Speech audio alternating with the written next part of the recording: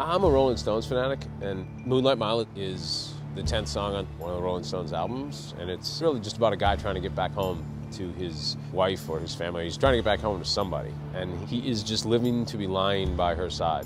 But it's just another moonlight mile on down the road, which I just find beautiful, gorgeous, poetic lines. And I thought that the book Moonlight Mile was really about Patrick wishing he could just be with his family, wishing he could just be home, wishing he could leave this violent world behind, and the steps he takes, I think in a pretty subtle way, but the steps he takes as the book progresses, just to get home, just to be home, and to put the darker aspects of the world in his rearview mirror.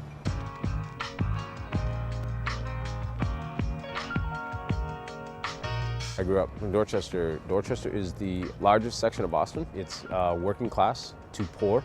People from Dorchester tend to have a bit of a chip on their shoulder, even more so than the average Bostonian, which is saying something. My neighborhood was Irish-Polish when I grew up. Now it's Vietnamese. And there's sections of Dorchester that are predominantly black, and there are sections of Dorchester that are predominantly white. It's a very interesting place to come from, and I don't think I'd be a writer if I didn't grow up in Dorchester. First off, I grew up in a very storytelling culture. It was a bar culture.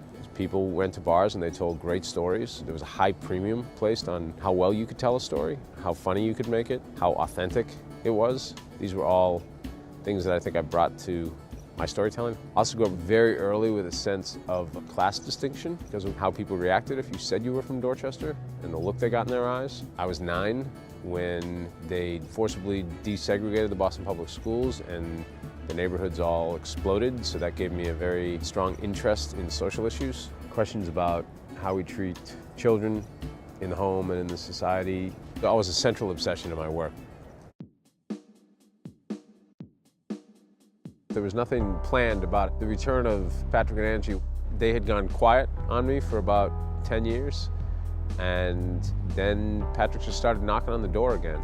I knew I'd been itching to do a little bit of topical commentary and hadn't been able to. And maybe he came back just because of that, to scratch that itch. The reason I went with a type of sequel to Gone Baby Gone was because I thought that was the case that had never been settled. That was a book that was very much about the idea that we haven't solved child abuse, so I can't write a book in which that specific case was neatly tied up. The fun thing about doing Patrick and Angie is they're often the divided sides of myself. So I get to look at an issue from 2 different sides of the fence. There's the emotional side and there's the rational side. And that's duality in the author. It's nice to have them back. I mean, that was certainly the experience I had while writing it, and you hope when you have an experience when you write that it translates to the experience of the reader as they read. I think if you're having fun when you write a book, it tends to be a fun book to read.